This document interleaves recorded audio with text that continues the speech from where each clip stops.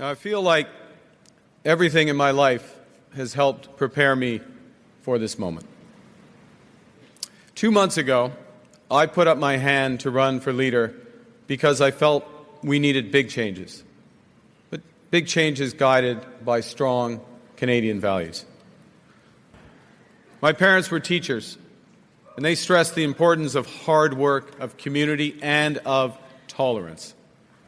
My coaches were dedicated volunteers who taught me the importance of teamwork, ambition, and because it's Canada, humility. Canadians know that new threats demand new ideas and a new plan. They know that new challenges demand new leadership. Canadians want positive leadership that will end division and help us build together. Part of Mark Carney's speech, a very small part of it, last night in Ottawa, after, of course, he ended up with about 86% of the vote. Squeaker, just ahead of Chrystia Freeland, who had 8%, and Frank Baylis and Karina Gould, who had about 3% each. I asked Tom Mulcair to come back this afternoon. Tom, thanks so much. I appreciate you taking the time. Great to be with you, Aaron. Let me ask a couple of questions. First of all, I will note my favorite part of the little clip I played was when Mark Carney said my parents were teachers, and one guy in the room went, "Woo!" But that's just me. So clearly a teacher in the room. One teacher in the room. Let's talk about this. So I've asked our audience today on a couple of different occasions if this makes a difference. If you were going to vote Liberal, you were angry at Justin Trudeau or the Liberal Party under Justin Trudeau. Does Mark Carney at its head make a difference? And then a couple of questions, Tom, as you dig a little deeper. How much change will Mark Carney have to make in terms of a cabinet, in terms of, I don't want to call it the deadwood, but I mean, some of those ministers have been around since the beginning of time. You can use that term. Okay. That's an official term. That's an official term, yeah. That's an official political term. So what do you think? Does he have to really shuffle things up an awful lot to get Canadians who might have been voting Liberal to say, you know what, I'm okay now, he's made enough change for me to go ahead and say yes? No, because we're heading into, if not a deadwood session, certainly into a caretaker part of our government. So right now, Parliament itself is prorogued. As we speak, Justin Trudeau is still the Prime Minister of Canada. His cabinet is still the cabinet. Every minister is sworn in as a Minister of the Crown responsible for those portfolios.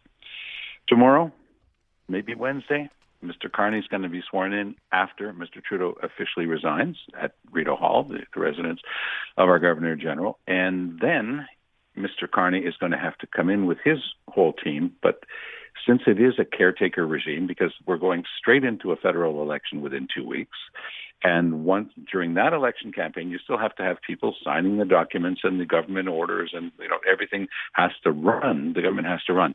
So it would be a huge mistake for Carney to start changing a bunch of people because they'd have no time whatsoever to learn their new files because there's an election. The other thing is, of course, by doing that, he's giving a great opportunity to Poilievre because Poilievre will use that stick to hit him with, saying, see, I told you it's the same thing as Justin Trudeau's crowd. Now, the man at the top changes, and what changes with that? Well, I think it can be fairly said that Justin Trudeau was a tremendous politician, and it's something I will always say about Pierre Poilievre. I don't always agree with his politics, but he's one heck of a politician. He's shown that time and again. What do Poilievre and Trudeau have in common? Poilievre and Trudeau have in common the fact that really the only jobs they've ever had was being in politics. And Poilievre goes right back to his early 20s. Trudeau's a little bit older, but he'd been a substitute teacher for some time. He really didn't have much of a career before politics. Why is that important? Well, Trudeau did some things extraordinarily well. His international relations, his diplomacy, he had a lot of personality. That helped. But what went wrong? We have 40% increase in the federal civil service under Justin Trudeau's reign in 9 years. And we have such an ineffective civil service that even with that massive addition, it's not working. And we've had to give out $17 billion in contracts to private companies to do the work that the civil servants, all of the new ones included, were supposed to be doing, but that aren't. That's called mismanagement. It's called incompetence in terms of actual day-to-day management. So we've just gone through 9 years of that. I don't think that nobody that I know wants to take the chance on going over to Poilievre. And I like the way, you pull that quote in from the speech yesterday. He was talking about getting rid of the leadership of division and who, of course, he was talking about Pierre Poilievre. I don't know about the folks that you speak with, but the ones that I speak with are saying, look, we've already dealing with the so-and-so south of the border. The last thing we need is our designated so-and-so in Ottawa playing the same sort of game. Carney has experience at the highest level. He's been the governor of the Bank of Canada, governor of the Bank of England, been at the highest level of the United Nations on environment and sustainable development. And yeah, he was the chairman of the board of $1 trillion company called Brookfield. So I don't think that there's any comparison. So even though they're going to get criticized, they will get criticized because Carney's got no choice but to keep most of those ministers in place.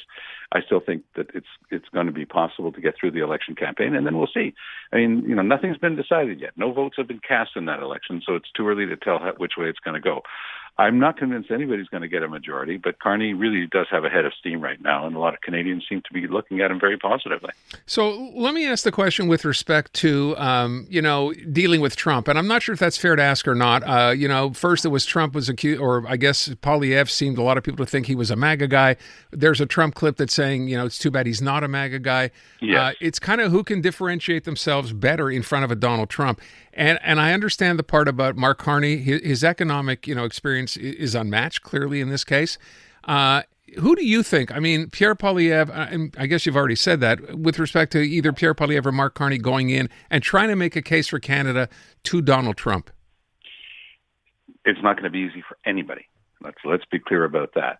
And the whole bit about Trump saying that Poilievre is not a MAGA guy, I mean, you can go down that rabbit hole and say, what in heaven's name was he doing even talking about whether or not Pierre Poilievre was a MAGA guy? Maybe it's because he is.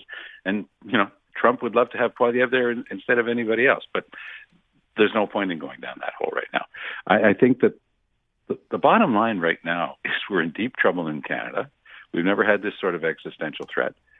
Trump is an absolute nutter, doesn't care if the stock market crashes, says that long-term this is going to be great, but this is exactly the type of law and behavior and tariff that led to the crash of 1929. It's almost as if we've learned nothing. So he knows that he needs money into his treasury because the U.S. government is broke. So he sent in another loon in the form of Elon Musk with his chainsaw to supposedly save tons of money by cutting government departments, but nothing's come of that yet. And they still can't put a budget together. And they're looking at the shutdown of the U.S. government unless they can come up with a budget deal to stall things for another 6 months. So, Aaron, it hasn't gotten better under Trump. He gave a 2-hour speech last week to say that things are absolutely amazing. And he actually declared, if you heard the whole thing, somewhere in the middle, he said that he was the best president in the United States in its history. Number 2, George Washington. Yeah. We're dealing with a nutcase. And as Carney said so correctly yesterday, we're not going to be able to change that. Let's deal with that reality. I will point out something. I may have mentioned this in the past as well. I remember during Trump's first term, he made a big deal when markets rose. He'd stand out there and go, look what the markets are doing, reacting to what I'm doing. And of course, now when he was most recently asked, he said, well, I don't really look at the markets, which is interesting because the market's taking its biggest hit since September of last year. So at some point, though, he is looking and people are talking to him about that. And you kind of wonder how far it will have to fall for him to decide to do something. Well, it's like reading, it's like the riddle of the Sphinx. You try to figure out what they're actually saying. So I think that one of the smartest people in his cabinet is his Minister of Commerce, his Secretary of Commerce, named Howard Lutnick. Smart cookie. Yeah. Today, Lutnick said something along these lines. Well, it's all about the fentanyl, eh? So fentanyl is a big problem at the border, but Donald Trump's looking at it, and if he's convinced that that's starting to get better, then he's going to be the one to decide to get rid of these tariffs or the threat of tariffs. Now, it might also have something to do with the fact that according to the most recent studies in the United States, the cost of one of those high-end pickup trucks like a Silverado could go up $8,000 or $10,000. I think he's going to have trouble explaining to his MAGA hat pickup truck crowd that they're going to spend $10,000 more because he's decided that tariffs are a good way for the Treasury to get money. They're not getting money from the Canadian government. They're getting money from American consumers, but it's taken a while for that to sink in, but it's finally started. Last thing I will ask you, we had Doug Ford today, just to get off that topic for a second, come out and follow through on his threat, which was to cut electricity exports, or at least to raise the price by 25%, that tariff. He did it today. He announced it today. He also said it's going to cost the average American in those states, whether it's Minnesota, Michigan, or New York, about $100 more a month in electricity. I've not heard a single reaction from anyone south of the border. Have you? No. But good for Doug Ford. I think that he's doing exactly what Quebec should do. And it's interesting. We know that it's something that they are keeping close to their vest because Mélanie Joly said so last week. The threat here would be to simply say, we're going to tax Canadian oil and gas 25%. You're going to pay us 25% more, and it's going into the federal government coffers up here. And, of course, that would cause a great deal of anguish in Alberta. So that's probably one of the main reasons that they haven't done it yet. The other thing they could do the same thing with is called potash, which goes into the fertilizer that's used in every farmer's field in the United States. All of a sudden, the cost of everything they grow and sell in the supermarkets would go way up.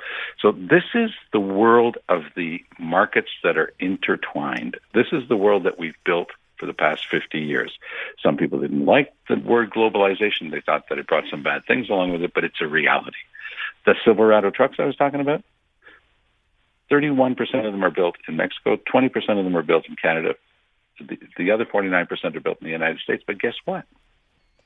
You can't undo it. It's like undoing an omelet. You can't say, well, all of a sudden the engines that are all built in one place, and we move the engines around and they go, we're going to not do that anymore. This is why the car companies, since day one, they know how fiery Trump is when anybody contradicts him. But the car companies, the automobile makers have been saying, this is crazy.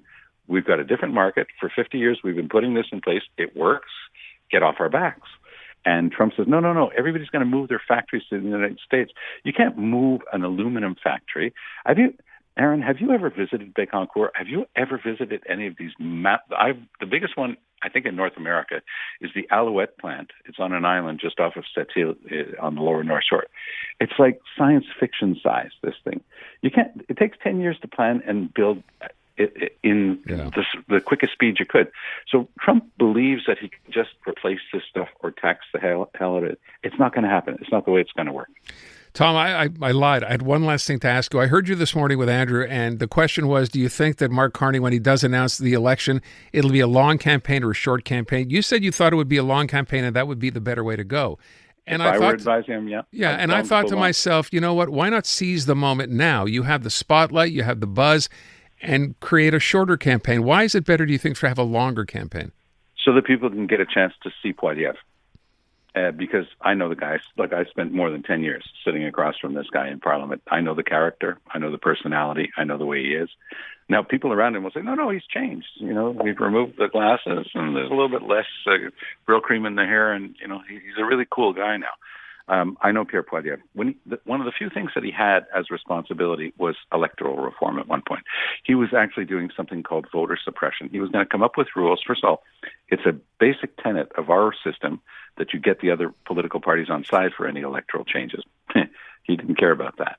And then he came up with his own bill that would have made it harder for people on the low end, of the socioeconomic ladder. It would have been harder for them. They would have had to produce, everybody would have had to produce them, but it's harder when you're in that category to have the necessary papers to be able to vote. It was such a bad idea. It was so badly put together that even Stephen Harper had to walk away from the stinking pile that Pierre Poilievre, the minister, put together. And it's interesting, Harper had been there for like 7 or 8 years before he finally let Poilievre into cabinet, which is an indication that Poilievre had an eye on this guy and wasn't convinced. Now Harper's saying great things about it, but let's not forget the same Stephen Harper showed that he had the confidence in Mark Carney, and now the Conservatives are attacking him like crazy, saying he's trying to take credit for this. Look, the press conference, I watched the whole thing. At noon today, Poilievre had one of those haranguing press conferences that he does. It looked like what he read, because he was reading from a prepared text, was written by a bunch of 19-year-olds in his office. All these, these nerdy types who worship the conservative doctrine and their movement. It was so tone deaf. He doesn't understand that Canadians are concerned. There's a lot of insecurity. There's so much instability. The last thing they want is to be made to feel more insecure and for there to be more instability with the arrival of somebody like Pierre Poilievre. We will leave it at that. Tom, I thank you very much for weighing in. I appreciate it. Take good care. All the best, man.